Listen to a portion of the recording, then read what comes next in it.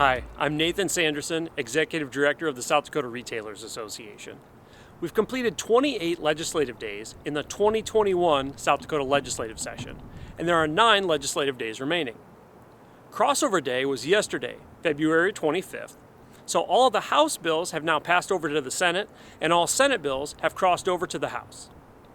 The big news this last week was the filing of a resolution that seeks to remove South Dakota Attorney General Jason Ravnsborg from office. We've received a number of questions about the impeachment process. Here's where things stand.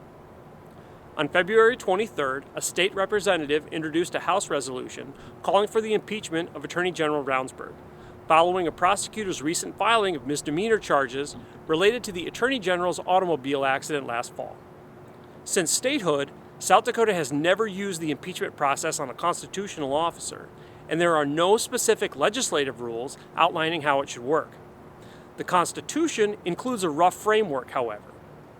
A vote to impeach, which is the removal from office, begins with a resolution in the State House of Representatives and requires a simple majority to send those articles of impeachment to the Senate. If the House passes an impeachment resolution, the Constitution requires a period of at least 20 days before beginning the Senate trial to allow the Attorney General to prepare his defense.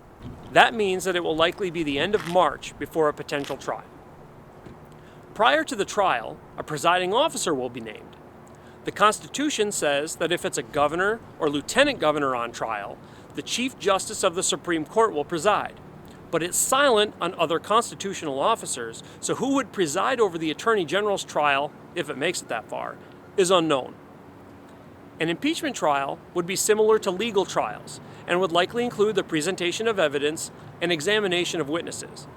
At the conclusion of the trial, a 2/3 vote of the Senate would be required to convict and remove the Attorney General from office. Some have asked why the governor has not removed the Attorney General from his position. The governor cannot remove a constitutional officer from their elected post. The voters of South Dakota elected our state auditor, treasurer, attorney general, and other constitutional offices, just as they did the governor. So these statewide elected positions cannot be removed by the governor. The governor does have the responsibility of appointing a replacement in the event of impeachment. And in that circumstance, the appointed individual would serve until the next general election in November 2022 and be eligible to run for that office in their own right as well. There's still a lot to come during this legislative session. So for more information, visit our website at sdra.org.